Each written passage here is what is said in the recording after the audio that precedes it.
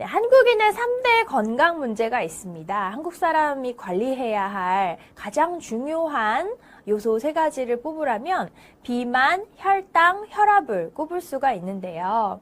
자, 그런데 이 비만과 혈압 문제도 바로 혈당 문제부터 시작을 합니다.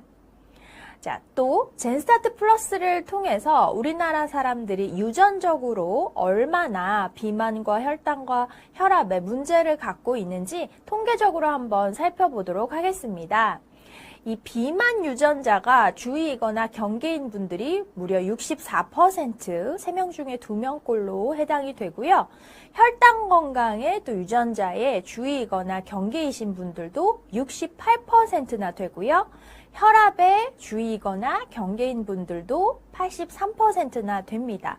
그러니까 한국 사람들이 유전적으로 비만과 혈당과 혈압에 굉장히 취약하구나라는 것을 알 수가 있습니다. 자, 우리가 탄수화물 식품을 섭취하게 되면 그것이 혈당을 오르게 만드는데요. 이 탄수화물 식품이라는 것은 흔히 잘 알고 계시는 밥이나 빵이나 떡이나 이런 것들도 포함이 되지만 채소나 과일에도 탄수화물이 포함이 되어 있습니다. 그래서 감자, 옥수수, 과자, 면류 이런 것들이 모두 다 탄수화물 식품이라고 이해를 하시면 되겠고요. 밥 먹고 나서 식후에 입가심으로 마시는 달달한 커피, 그 안에 시럽이나 설탕이 포함되어 있다면 그것도 역시 탄수화물 식품으로 볼 수가 있겠습니다. 자, 이 탄수화물이라고 하는 영양소를 섭취하게 되면 내 몸의 소화 과정을 거쳐서 세포가 사용할 수 있는 아주 작은 단위인 포도당으로 바뀌게 되는데요. 나는 밥을 먹었지만 내 몸에서 사용하는 것은 포도당으로 사용을 한다. 이렇게 이해를 하시면 되겠습니다. 이 포도당이라고 하는 것은 탄수화물의 여러 종류 중에서도 당을 하나만 가지고 있는 단당류에 해당이 됩니다. 가장 빨리 사용을 할 수 있기 때문에 우리 몸에서 뇌의 에너지원으로 사용을 하기도 하고요. 가장 손쉽게 사용할 수 있는 에너지원이라고 이해를 하시면 되겠습니다. 이 탄수화물의 종류에는 당이 1개짜리인 단당류, 2개짜리인 이당류, 3개 이상짜리인 올리고당류, 다당류와 같은 것들이 있는데요. 모든 탄수화물이 가장 작게 사용되어질 때는 포도당으로 사용이 되게 되겠습니다. 이 포도당은 수많은 일들을 담당하는데요. 가장 빠르게 사용될 수 있는 에너지원이라고 말씀을 드렸고요. 뇌에서 사용하는 유일한 에너지원이기도 합니다. 이 포도당으로 우리는 체온을 유지할 수가 있고요. 근육 운동을 할 때에도 이 포도당이 사용이 됩니다. 그러니까 근육이 많은 사람은 포도당 대사를 원활하게 더 잘 할 수가 있겠죠. 반대로 근육이 별로 없는 사람은 똑같은 탄수화물을 먹었을지라도 당 대사를 좀 덜 하게 되겠습니다. 자, 우리가 탄수화물을 먹었을 때 어떤 반응이 나타나는지 탄수화물 대사를 한번 살펴보도록 하겠습니다. 자, 음식물을 먹었을 때 그 안에 탄수화물이 포함되어 있다. 그러면 췌장에서 인슐린이라고 하는 호르몬이 분비가 됩니다. 이 인슐린은 혈당을 조절하는 역할을 하는 호르몬인데요. 이 인슐린을 통해서 세포 밖으로 포도당이 방출이 되기도 하고 세포 안으로 보내어지기도 합니다. 그러면서 내 몸에 에너지를 공급하게 되는데요. 충분히 에너지를 공급하고 남은 포도당들은 이 다음에 써야지 하고 간과 근육에 포도당이 뭉쳐있는 형태인 글리코겐으로 저장이 됩니다. 자, 그런데 저장도 할 만큼 다 했어요. 그런데도 포도당이 남는다. 그러면 어떻게 될까요? 바로 중성지방으로 합성을 해서 체내에 저장을 하게 되는데요. 저장을 하는 곳은 크게 두 부위로 나뉠 수가 있습니다. 내장지방과 피하지방. 그래서 결국은 밥이나 빵이나 떡이나 과자나 과일을 많이 먹었을 뿐인데도 최종적으로 내가 고탄수화물 식품을 늘 많이 자주 먹는다. 그렇게 될 경우에는 지방이 많아지는 결과를 낳게 되는 것이죠. 자, 혈당이란 혈액 속에 포함된 포도당을 의미하는 말입니다. 자, 좀 전에 말씀드린 것처럼 인슐린의 도움을 받아서 에너지로 사용이 되는데요. 만약에 혈당 유전자의 경계나 주위 유전자를 보유하고 있을 경우에는 혈당 수치가 남들보다 좀 더 증가하는 경향을 나타낼 수가 있습니다. 자, 공복 혈당과 식후 2시간 혈당과 당화 혈색소라고 하는 것이 있는데요. 내 혈당 수준이 정상 범위에 속하는지 아닌지를 구분하게 해주는 지표들입니다. 자, 그리고 공복 혈당을 보게 되면요. 정상은 한 100 미만으로 나오면 되고요. 식후 2시간 혈당은 140 미만으로 나오면 됩니다. 당화혈색소라고 하는 것은 병원에서만 측정을 하실 수가 있는데요. 최근 3에서 6개월 정도의 혈당의 변화를 나타내는 것입니다. 자, 그리고 당뇨에 해당하는 공복 혈당은 126이 넘었을 경우, 또 식후 2시간 혈당은 200이 넘었을 경우 당뇨에 해당하는데요. 요 정상과 당뇨 사이, 당뇨 전 단계의 범위에 계신 분들이 엄청 많습니다. 그래서 이때를 조심하셔야 돼요. 그래서 나는 뭐 병원에서 당뇨가 있다고 얘기를 들은 적도 없고, 그리고 지금까지 잘 살아왔는데 어느 날 갑자기 당뇨가 왔다라고 하시는 분들은 사실은 혈당이 점진적으로 오르고 있었는데 병의 상태가 아니기 때문에 본인이 인지를 하지 못하고 있었다는 것이죠. 자, 그리고 인슐린 저항성이라는 얘기 아마 들어보셨을 텐데요. 이 인슐린 저항성이 뭔가, 인슐린이 분비되기는 분비되는데 제대로 작용을 못하는 것을 인슐린 저항성이라고 합니다. 그러면 어떨 때에 이 인슐린 저항성이 생기느냐? 과식했을 때, 폭식했을 때, 이런 것들을 계속 반복하다 보면 늘 혈당이 높은 상태에 있으니까 인슐린이 계속 분비가 되는, 너무 과로해야 하는 상태에 빠지게 되는데요. 그러다 보면 나중에는 점차 췌장의 기능이 약해지면서 인슐린 분비도 잘 안 될 뿐더러 나오지만, 인슐린이 분비는 되지만 또 잘 반응이 안 되는, 혈당 조절이 안 되는 그러한 상태가 나타날 수 있고요. 그것을 인슐린 저항성이라고 얘기를 합니다. 자, 크게 당뇨병은 두 가지로 분류를 할 수 있는데요. 제1형, 제2형으로 분류를 할 수가 있습니다. 왼쪽에 보이시는 노란색의 약간 곡갈 모양의 이 기관이 바로 췌장이라고 하는 인슐린 호르몬을 만들어내는 기관이고요. 제1형 당뇨병은 40세 이전에, 어릴 때, 청소년 때 주로 발병을 하게 되고요. 마른 체격에서 어느 날 갑자기 나타나는 경우가 많습니다. 발생 비율은 한 10% 정도 됩니다. 그리고 인슐린 생산을 하지 못합니다. 그런데 나이가 들어서 40세 이후에 비만하게 되면서 당뇨가 생겼다라고 하는 경우는 90%가 바로 이 제2형 당뇨에 해당이 됩니다. 증상이 없거나 서서히 나타나고요.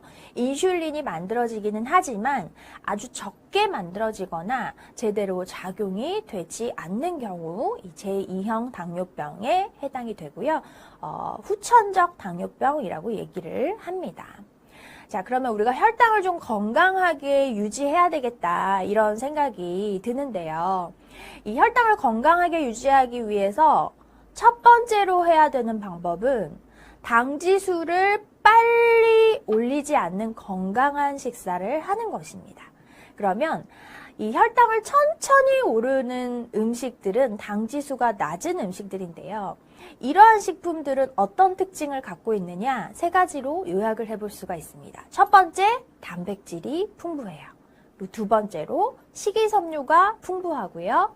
세 번째로 조리 방법을 단순하게 섭취하시면 당지수를 좀 낮출 수가 있습니다. 예를 들어서 뭐 과일을 먹는다고 할지라도 껍질째로 와작와작 씹어 먹으면 당지수를 조금 낮출 수가 있어요. 그런데 껍질을 다 까서 그거를 녹즙을 짜가지고 즙만 마신다, 오렌지 주스만 마신다, 뭐 사과 주스만 마신다, 이렇게 되면 조리 방법을 거치면서 빠르고 쉽게 흡수될 수 있는 형태로 변했기 때문에 아주 빠르게 혈당이 오를 수가 있습니다. 자, 그래서 저희 직원들이 한번 인체 실험을 해봤습니다. 진짜로 빵이나 이런 과일 주스 같은 혈당을 빠르게 올리는 당지수가 높은 음식을 먹었을 때는 혈당이 급격하게 올라가고, 좀 건강한 식품을 먹었을 때는 혈당이 천천히 올라갈까? 그걸 몸으로 한번 체험을 해봤습니다. 그래서 저희가 편의점의 빵과 또 사과 주스, 오렌지 주스를 먹었고요. 어느 날은. 또 다른 날은 건강한 식사, 우리 포뮬라1 쉐이크를 한번 먹어봤습니다. 저를 포함해서 우리 직원 5명이 직접 체험을 해보았는데요. 거짓 없이 솔직한 데이터를 보여드리도록 하겠습니다. 자, 왼쪽에는 빵과 오렌지 주스 혹은 사과 주스를 먹었을 때에 회색 그래프는 공복 혈당이고요. 주황색 그래프는 식후 30분 혈당입니다. 식후 30분에 혈당이 가장 높을 때예요. 이때 측정을 해봤더니 무려 혈당의 그 변화 정도가 적게는 21에서 많게는 77까지 혈당 스파이크가 나타났습니다. 네. 특히나 가운데 그래프를 한번 보세요. 이게 저예요. 저의 공복 혈당은 60이었는데 빵 한 봉지하고 사과 주스 1개를 마시고 났더니 혈당이 137까지 치솟아 올라갔습니다. 네, 굉장히 높아졌죠? 무려 그 차이가 77이나 나타났습니다. 엄청난 혈당 스파이크가 나타난 거예요. 자, 그리고 이제 며칠 뒤에 또 공복 혈당을 측정하고 이번에는 건강한 식사, 우리 쉐이크를 한번 마셔봤어요. 네. 포뮬라 1과 3를 함께 넣어서 맛있게 만들어서 먹었습니다. 그랬더니 한번 혈당 변화를 봐주세요. 회색 그래프는 역시나 공복 혈당이고요. 파란색 그래프는 우리 쉐이크를 먹고 난 뒤 30분 뒤에 측정한 혈당 변화입니다. 자, 적게는 1에서 많게는 14까지밖에 안 올랐어요. 혈당이 굉장히 스테이블하게, 일정하게 유지가 됐다는 것을 확인하실 수가 있습니다. 특히나 제 데이터가 되게 재밌는데요. 아까는 막 혈당 스파이크가 나타났어요. 137까지 치솟았는데 이번에는 공복 혈당은 87이었는데 쉐이크 먹은 30분 뒤에 혈당은 88로 1밖에 오르지가 않았습니다. 얼마나 혈당을 안정적으로 유지시켜주는 건강한 식사인지 저희가 직접 체험을 한 것이죠. 자, 그래서 이걸 그래프로 한번 도식화해서 보여드리도록 하겠습니다. 아침 식사 잘 챙겨 먹는 거 좋죠. 그런데 빵이나 이런 과일 주스나 떡이나 탄수화물만 잔뜩 들어간 그런 식사를 할 경우에는 초록색 그래프를 한번 봐주세요. 이게 혈당의 변화입니다. 혈당이 높게 치솟았다가 그렇게 되면 주황색 그래프와 같이 인슐린이 많이 분비돼서 이 혈당을 정상 범위로 돌리려고 합니다. 인슐린이 많이 분비되니까 혈당은 정상 범위로 돌아오겠죠. 그런데 이때 배고픔을 심하게 느끼게 됩니다. 높아있던 혈당이 갑자기 뚝 떨어지니까 굉장한 공복감을 느끼게 되죠. 그러면 또 배가 고프니까 허겁지겁 주변에 보이는 빵이나 과자나 간식거리에 손을 대고요. 그러면 또 혈당이 높이 올라가고요. 그러면 덩달아서 인슐린이 많이 분비되면서 이 혈당을 정상 범위로 돌려놓으려고 합니다. 자, 이러한 그래프가 계속 반복이 되는 거죠. 고탄수화물 위주의 식사를 하게 되면. 자, 그런데 인슐린이 혈당을 정상치로 만들기 위해서 조절을 하면서 남아도는 혈당은 간과 근육에 저장을 하고 그래도 남아도는 혈당은 어떻게 한다 그랬어요? 중성지방으로 합성한다 그랬죠. 내 체지방을 더 많이 만들어내는 거예요.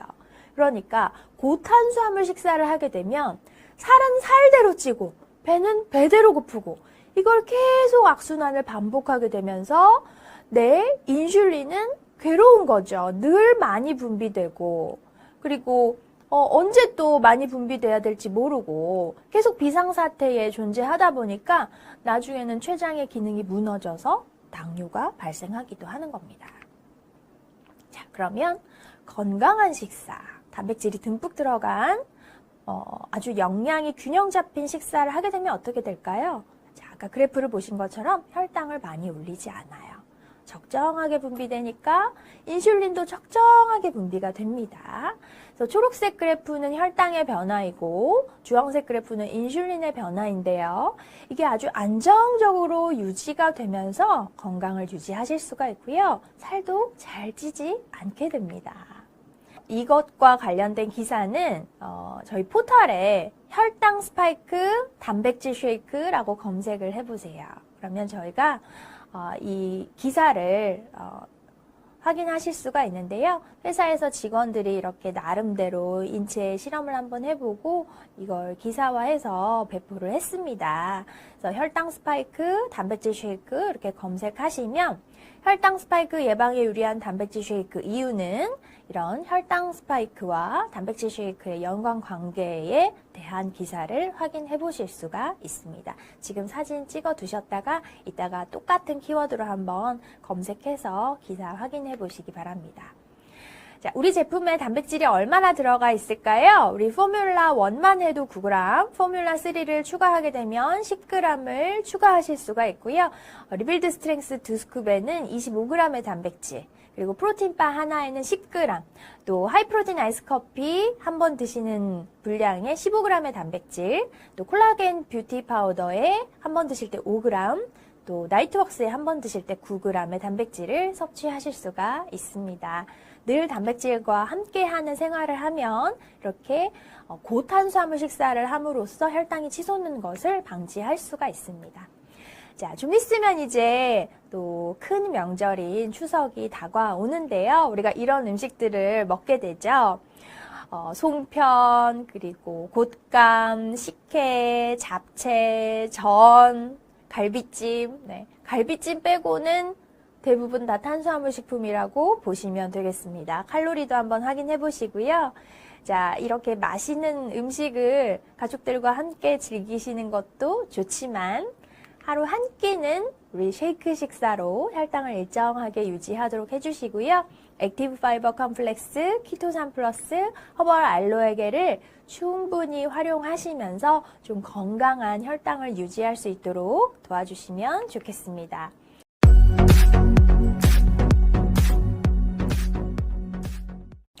안녕하세요. 한국 허벌라이프 뉴트리션 트레이너 장하나입니다. 사람 몸을 구성하고 있는 성분 중에 가장 많은 성분 뭘까요? 바로 물이죠. 오늘은 수분 섭취를 어떻게 하면 잘 할 수 있는지 알아보도록 하겠습니다. 사람 몸을 구성하는 가장 많은 성분이 바로 물인데요. 내 몸에 물이 부족하면 안 되겠죠. 부족한 수분을 채우는 진화된 수분 보충 방법이 있습니다. 바로 전해질 수분을 보충하는 것입니다. 사람의 물, 즉 체액은 맹물이 아닙니다. 나트륨, 칼륨, 칼슘, 마그네슘, 염소 이온이 떠다니는 물인데요. 따라서 수분이 부족할 경우 맹물을 마시는 것보다 체액과 유사한 형태의 수분을 보충해주면 즉각적인 수분 공급이 가능합니다. 특히나 운동을 할 때 땀을 많이 흘리게 되는데 이 짭짤한 땀 속에는 전해질이 녹아 있습니다. 이렇게 소실된 수분을 보충하기 위해서는 전해질이 녹아있는 수분을 공급해주는 것이 좋습니다. 또한 에너지가 필요할 때에는 에너지원으로 사람이 가장 먼저 이용하는 영양소는 포도당인데요. 포도당이 고갈되면 근육을 분해해서 아미노산을 에너지원으로 이용하게 됩니다. 지방은 가장 나중에 사용이 됩니다. 즉, 운동할 때에 충분한 포도당을 공급하지 않으면 오히려 근육을 분해해서 근육을 분해한 아미노산으로 포도당을 합성해서 에너지원으로 사용하게 됩니다. 우리가 운동을 통해서 유지하고 늘리고자 하는 근육이 분해돼 버리는 작용이 나타나는 것이죠. 따라서 단백질로부터 포도당을 합성하는 과정을 알라닌 회로라고 하는데요. 이러한 일이 일어나지 않게 하려면 적당한 포도당을 공급하면서 운동을 하는 것도 굉장히 중요합니다. 근육이 분해돼서 에너지가 사용이 되는 불상사를 막기 위해서는 적당한 탄수화물을 전해질과 함께 수분으로 공급해 주시면 즉각적인 수분 공급과 에너지원 공급까지 함께 이루어져서 운동 능력을 향상하는 데에 도움이 될 수 있습니다. 어느 정도 운동을 하다 보면 너무 힘들어서 못하겠다, 쓰러질 것 같다, 포기하고 싶다 이런 순간이 오죠. 에너지가 고갈된 순간이라고 보시면 되겠는데요. 이때 포도당과 전해질이 함께 공급이 되면 에너지원이 공급이 되면서 다시 힘을 내서 운동을 지속할 수 있습니다. 잘 알고 계시는 것처럼 운동을 지속하는 시간이 길어질수록 체지방이 잘 분해될 수 있습니다. 오늘은 전해질과 에너지원을 함께 공급하는 것이 수분을 공급하는 굉장히 좋은 방법이라는 것을 알아보았습니다. 땀을 흘렸을 때, 또 혹은 눈물을 흘렸을 때, 콧물도 마찬가지고요. 입에 들어가서 우리가 맛을 보게 되면 짭조름한 맛을 나타내죠. 그것은 내 몸에 있는 체액이 맹물이 아니라는 얘기입니다. 그래서 전해질과 함께 수분 공급을 해주시면 즉각적인 수분 공급이 가능한 것이죠.